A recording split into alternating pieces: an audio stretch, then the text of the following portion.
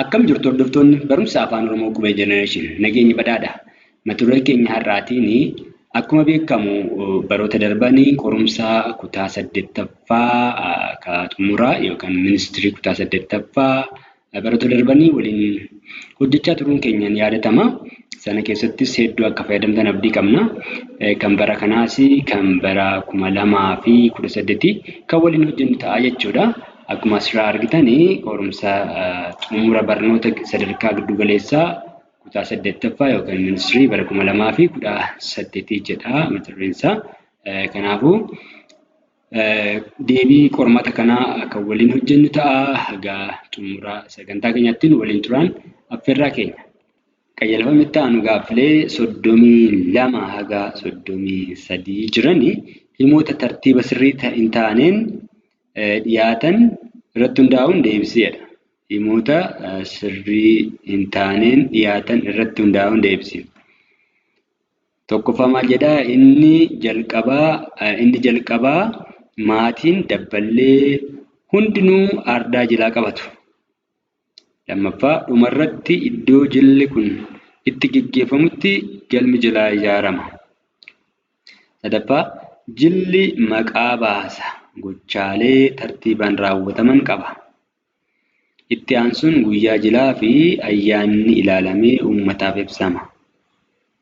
32ffaa maal jedhaa? Kana irratti hundoofneetu himoota arfan kana irratti hundoofneetu kan deebisnu jechaadha. 32ffaa wal duraa duubni himoota kanneenii inni sirriin kamii jedha. Inni sirriin kamii? Tole. Irratti maal jedhaa? Arfaffaa irraa ka'aa jedhaa. Arfaffaan maal jedhaa? Itti aansuun jedha. Itti aansuun jennee himni keeyyanni jalqabu hin jiru. Keeyyatti ijaaruudha yaadni isaa. Keeyyanni itti aansuudhaan jedheen jalqabuu hin qabu. Yaada ta'e ibsee jalqabaa jechuudha. Kanaafuu aan ta'uu hin danda'u. Baan tokkorraa jedhaa. Tokko immoo inni jalqabaa jedheetti maatiin dabballee hundinuu ardaa jilaa qabatu. Inni jalqabaa maatiin dabballee ardaa jilaa qabatu. Dhumarratti kan jedhu kun arfaffaa akka ta'e beekamaadha. Arfaffaa ta'a kuni. Jilli maqaa baasaa gochaalee tartiibaan raawwataman qaba. Tole, inni kun tokkoffaa ta'uu danda'a. Sadaffaan kun tokkoffaa ta'uu danda'a. Maaliif? Jilli maqaa baasaa gochaalee tartiibaan raawwataman qaba jedhee inni jalqabaa. Inni kun, inni itti aansuun, inni dhumaa akkas jedhee tartiibaan kaa'amuu waan qabuufi sadi tokkoffaarra kan jiru deemnee barbaannaa jiru. Sadi tokkoffaarra kan jiru caarratti. Caarraan ala iddoo biraan jiru kan caarra jiruun haa hordofnu. Caarraa kan jiru tokkoffaarratti jilli maqaa baasaa gochaalee tartiibaan raawwataman qabaa jedha. Sirriidha. Itti aanee tokko jedhee inni jalqabaa maatiin dabballee hundinuu ardaa jilaa qabatu. Okay, ta'a. Itti aanee arfaffaarra kan jiru jedhee itti aansuun guyyaa jilaa ayyaanni ilaalamee uummataaf ibsama ni deemsisa. Inni dhumarratti iddoo jilli kun itti gaggeeffamutti galmi jilaa ijaaramaa jedha. Kanaaf kanatu ta'uu danda'a jechuudha. Asitti gaaffii tokkoffaarra kan jiruu fi sadaffaarra kan jiru tokkoffaa kamtu dhufa kan jedhu tarii wanna nu shakkisiisu yoo ta'e maal ilaallachuudha. Jilli maqaa baasaa kun akka galumsaatti yookaan immoo akka seensaatti kan inni fayyadame. Yaanni hima kanaallee as keessa jira jechuudha inni ijoosaa. Inni jalqabaa otuma yaada isaa hin ibsiini. Inni jalqabaa jennee itti seenne jechaadha. Wanna sana seeraan tartiiba kan qabanne ni beekama jiru. Kanaafuu sadaffaan tokkoffaa yoo ta'e himni kun keeyyanni kun keeyyata bareedaa ta'uu danda'a. Caan deebii ta'a.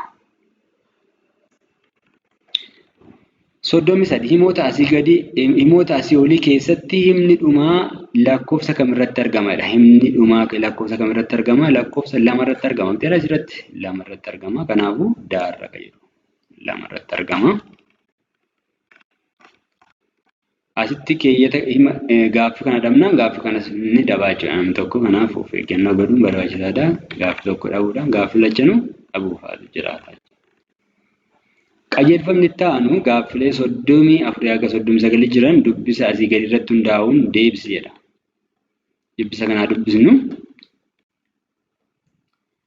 Sirna gadaa keessatti ijoolleen gulantaa gadaa tokko keessatti dhalatan hiriyaa jedhamu. Hiriyoonni kunneen yeroo sadarkaa kuusaa ga'an ni gurmaa'u. Gurmuun ijoollee hiriyaa ta'anii kun kuuchuu jedhama. Kuuchuun haaluma walitti dhiyeenya isaaniitiin bakka jiranitti walitti gurmaa'u.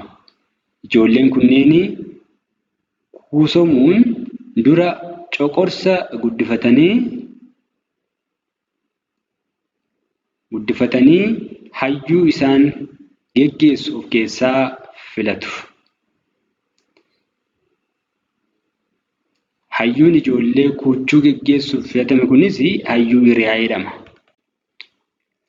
Hayyuun hanga miseensi isaa kuusoma keessa jiranitti hooggansa isaa itti fufa. Kana booda hiriyummaan ijoollee kuuchuus hayyuu filatan kanaan waamama. Kana jechuun ijoolleen inni hoogganu hundi isaanii hiriyaa ebaluu jechuun of himu. Bifuma wal fakkaatuun kuuchuun ardaa isaaniitiin abbaa harcummee of keessaa filatu. Abbaan harcummee filatamu kun murtii gurmuu hiriyaa irratti hundaa'uun kuuchuu hojii kuusomatti bobbaasa. Hayyuun hiriyaa fi abbaan harcummee fedhii ijoollee kuuchuun kan filataman waan ta'aniif itti gaafatamummaa fi dirqama isaanitti kennamu gammachuun fudhatu. Ijoolleen kuuchuus ajajaa fi qajeelfama gaggeessitoota isaanii hojiirra oolchu.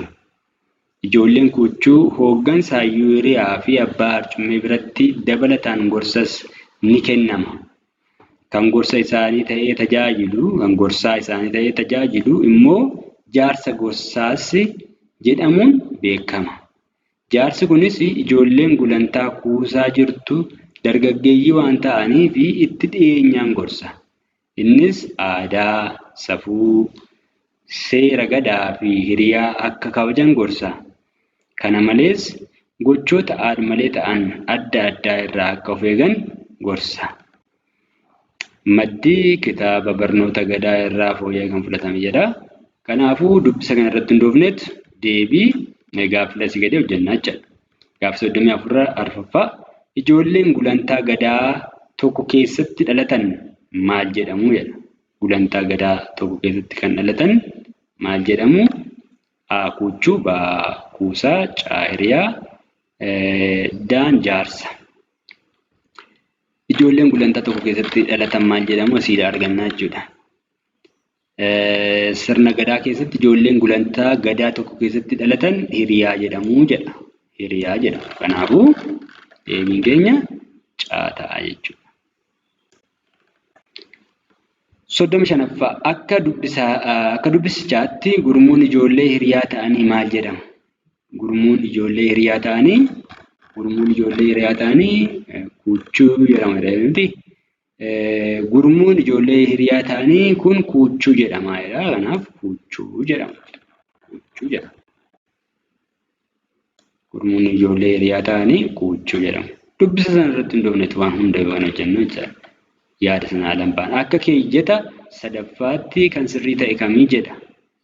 Keeyyata sadaffaa keessatti maaltu ibsame? Keeyyata sadaffaa dhaqnee ilaallu. Kun keeyyata tokko,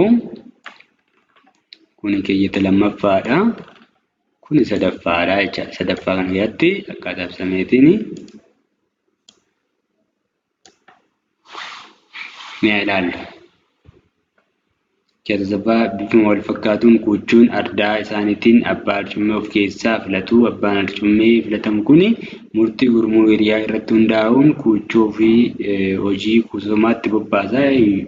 Hayyuu hiriyaa fi abbaan harcummee fedhii ijoollee kuuchuun kan filataman waan ta'aniif itti gaafatamummaa fi dirqama isaanitti kennamu gammachuun fudhatu. Ijoolleen kuuchuus ajajaa fi qajeelfama gaggeessitoota isaanii hojiirra oolchuu jedha.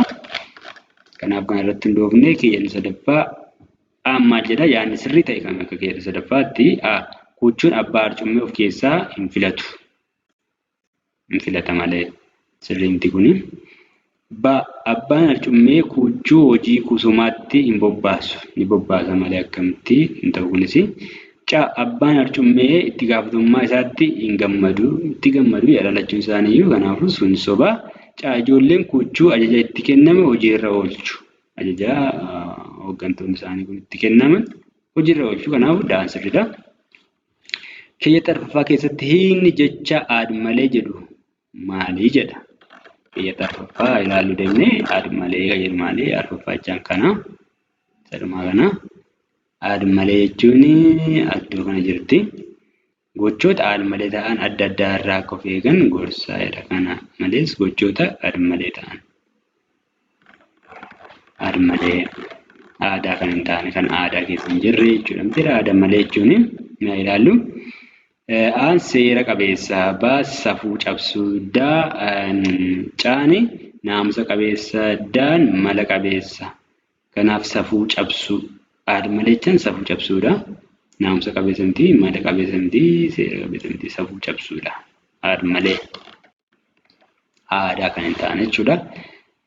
38ffaa akka dubbisa kanaatti yaadni sirrii ta'e kami? A. Hayyuun hiriyaa fi abbaan arcummee fedhii ijoollee kuuchuutiin filatamuu jedha.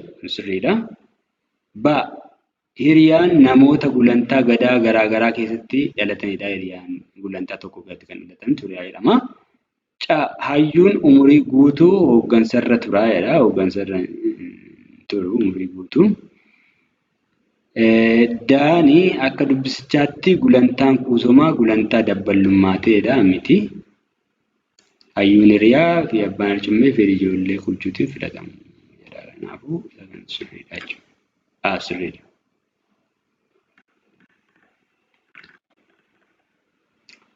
Soddomi sagal keeyyata lammaffaa hima tokkoffaa keessatti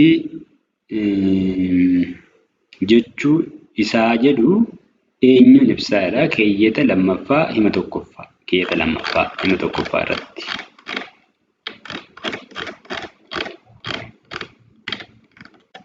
Keeyyanni lammaffaa hima tokkoffaa irratti maal jedha? Hayyuun hanga miseensi isaa kuusoma keessa jiranitti hooggansa irra tura. Hayyuun hanga miseensi isaa kuusoma keessa turanitti hooggansa irra tura. Isaa kan jedhu eenyudha? Hayyuu hiriyaati jechuudha.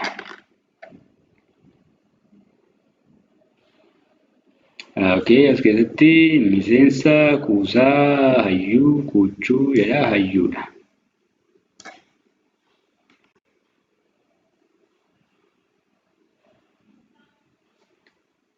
Isaa jedhu eenyuun ibsa? Keessatti kuuchuu miti hayyuudhuma ibsa. Hayyee kutaa arfaffaa caasluu gatti adeemnu qajeelfama kana keessatti gaaffilee 40-50 jiranii haala gaafatamteen deebisi jedha. 40ffaa dabalaan siree sibiilaa hojjechiise. Hima kana keessatti kan jalsarrame maali jedha? Siree sibiilaa kan jedhu A. Gaalee gochimaa. Gaalee gochimaa miti. B. Gaalee maqaa. Siree sibiilaan gaalee maqaati. Gaalee maqibsaa, gaalee dudduubee, gaalee maqaati. Siree sibiilaa. Soorettiin gara mana barnootaa deemte. Hima kana keessatti kan jalsarrame maali jedha? A. Gaalee maqaa. B. Gaalee maqibsaa. C.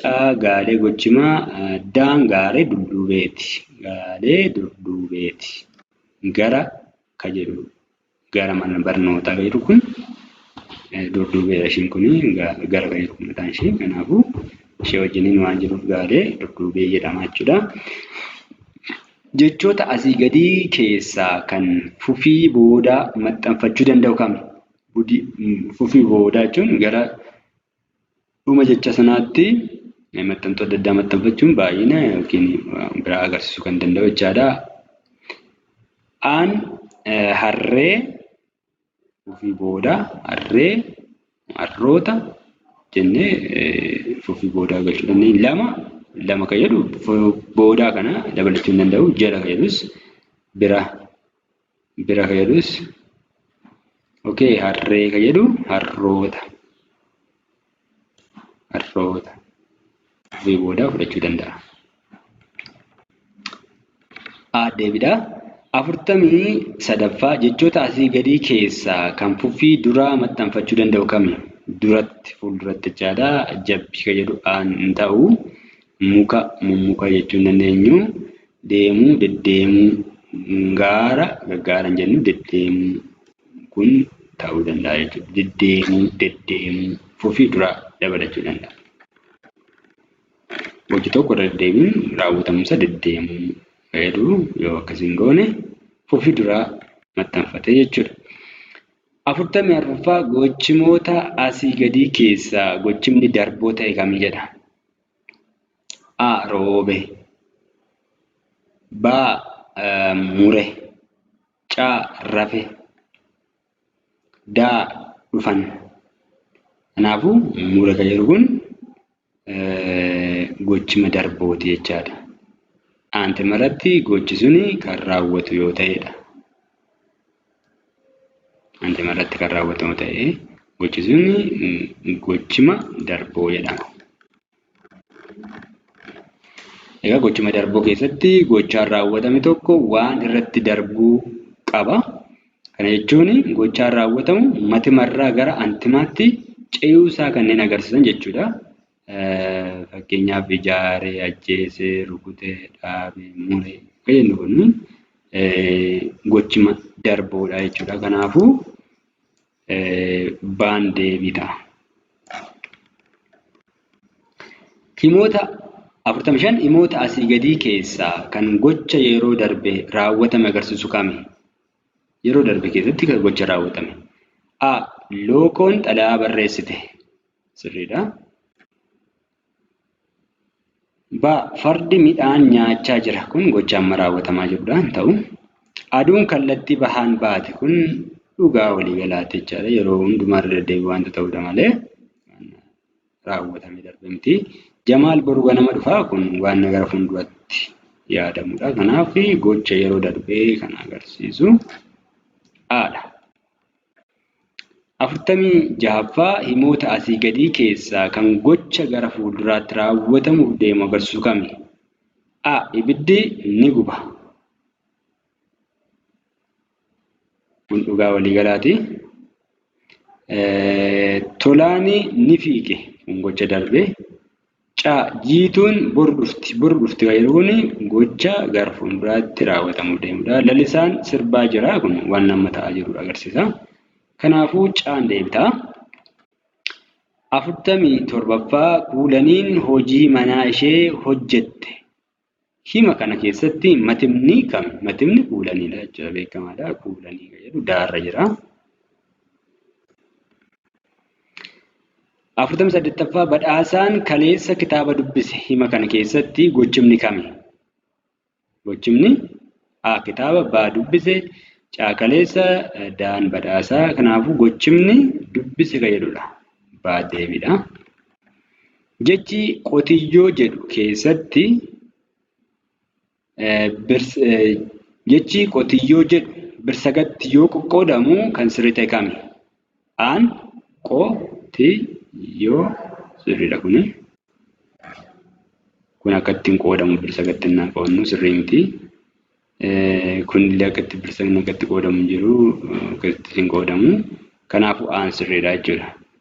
Birsagatti hin qoqqoodnu yeroo hundumaa jecha tokko innaa dubbannu hafuurri keenya bakka itti ciccitu jechaadha birsaga jechuun. Kanaafuu qotiyyoo naafi qotiyyoo inni akkasittiin qoqqoodnaa jechuudha. Bakka jechi jabaa jirutti qubeen dubbifamaa lamaanii haala kanaatiin addaan bahuu qabu. Kanaachitti bakka irra butaan jirutti illee yoo ta'e qubeen dubbifamaa sun lamaan addaan bahuu jechuudha.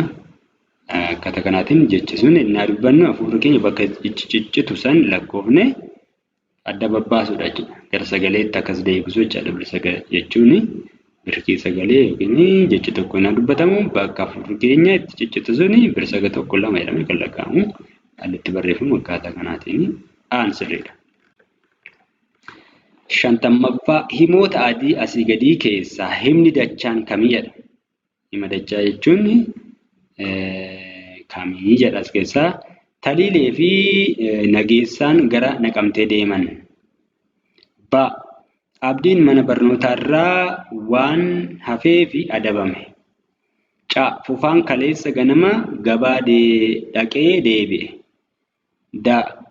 Dirribaan waan dadhabee fi mana harmeesaa bule jedha. Hima dachaa jechuun hima ciroo of danda'a lama of keessaa qabu. Ciroo hirkataa tokkoo fi hima ciroo of danda'a lama ol kan of keessaa qabu hima dachaa jedhama. Mee isas yaa ilaallu. Kanaafuu akkaataa kanaatiin yoo ilaalle Fufaanii kaleessa ganama gabaa dhaqee deebi'e. Ammas gatti hima of danda'a lama jira jechuudha. Fufaan kaleessa ganama gabaa dhaqe. Fufaan kaleessa ganama deebi'e jedhu hima lamatu jira jechuudha as keessa. Kanaafuu hima dachaa jechuun gosa himaa caasaa isaa irratti hundaa'uun adda baafamu ta'ee ciroo of danda'a lamaa fi isaa ol irraa kan ijaaramedha. Kana jechuun himni dachaa gochima kan xumurtuu lamaa fi isaa ol qabatee ergaa guutuu lamaa fi isaa ol al tokkotti dabarsaa jedha. Ciroowwan of danda'a kanneen wal qabsiistota akka fi garuu yookaan immoo fi kan kana fakkaatan fayyadamuun yookiin mallattoo qoodduu jabaa tuqulamee fayyadamuun walitti hidhamuu danda'edha. Amaloonni isaa gochima lamaa fi isaa ol of keessaa qabaa. Ergaa yookiin yaada guutuu lamaa fi isaa ol kan dabarsuu danda'udha. Cireewwan isaa hundi addaan baafamanii qofaa isaanii dhaabbachuu danda'u jedha akkamma ilaalla jechuudha. Fakkeenyaaf caalaan Oromiyaa jira garuu caaltuun Ameerikaa jirti. Tolaanii irbaata nyaatee rafe rafe fayyadu akka kanaatti hima of danda'a lama kan of keessaa qabu hima dachaa jedhama. Kanaaf caan deebita. Kutaa arfatee afoola waa'ee afoolaati kun immoo qajeelfama kana jalatti gaaffilee 51 haga 56 jiran haala gaafatamteen deebisedha. Akkaataa gaafatamneen deebisna jechuudha. 51 bittaa wallaalanii bakka duwwaa yaanni mammaaksa kana guutuu taasisu kam jedha. A. Gabaa dhaqu. C. Gabaa abaaru. Baan gabaa abaaru. Caanii gabaa waamu. Daan gabaa jaalatu. Bittaa wallaalanii gabaa abaaru jedhama. Akkaataatti bituu wallaaleetu gabaa abaaree ta'e bittaa wallaalanii gabaa abaaru jedha. Baan deebidha. 52ffaa namni damma jaalatu bakka duwwaa yaanni mammaaksa kana guutuu taasisu namni damma jaalatu A. Nama hin sodaatu. C. B. Gaagura caccabsaa. C. Tisiisa hin sodaatu. D. Kanniisa hin sodaatu. Namni damma jaalatu kanniisa hin sodaatu. Damma jaalatu taanaan utuma kanniisni jiru akkaataa ta'eetiin damma argachuu waan barbaaduuf hin sodaatu jechaadha. Mammaaksa guutuu kan taasisu irraa filannoo jedhudha. 53ffaa ergaan mammaaksa billaachi ofii hin qabdu dhagaatti ufifti jedhu kami? Ergaan mammaaksa kana billaachi ofii hin qabdu dhagaatti ufifti. A. Humna ofii ol hiixachuu. B. Waan namaa fudhachuu. C. Dhagaa tuffachuu. B. Billaachi dhagaa jibbuu.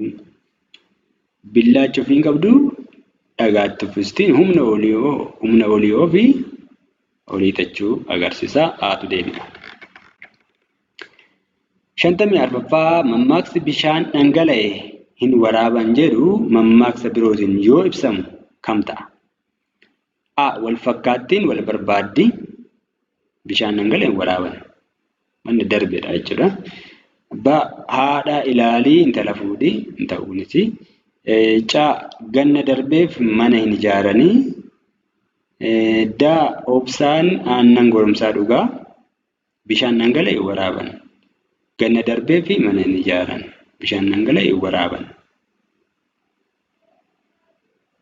Ganna darbeef mana hin ijaaran.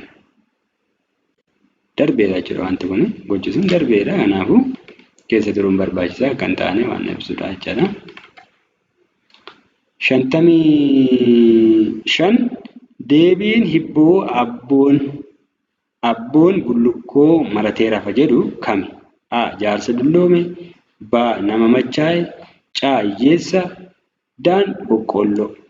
Boqqoolloodha. Abboo bullukkoo maratee rafaa boqqoolloodha. 56ffaa dhahee si albaase. Deebiin hibboo kanaa kami? A. Gundoo. B. Gingilchaa. C. Nama kufee. D. Laga yaa'u. Dhahee si albaase.